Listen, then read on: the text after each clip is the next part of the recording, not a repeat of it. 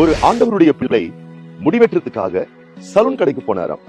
முடிவெற்றவர் இவர் ரட்சிக்கப்பட்டவர் என்பதை தெரிந்து கொண்டு அவரை பார்த்து, ஆண்டவர்லாம் இந்த உலகத்துல இல்லங்க, ஆண்டவர்னு ஒருத்தர் இருந்தாருன்னா ஏங்க மனுஷன் இவ்வளவு கஷ்டப்பட போறாங்க?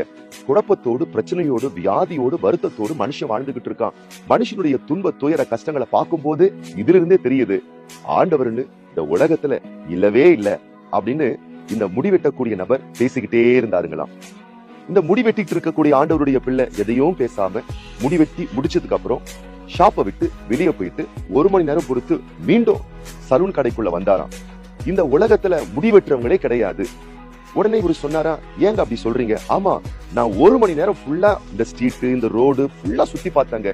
எங்க பார்த்தாலும் மனுஷன் பரட்ட முடியோட இருக்கான், நீளமா வளர்த்துக்கிட்டு இருக்கான்.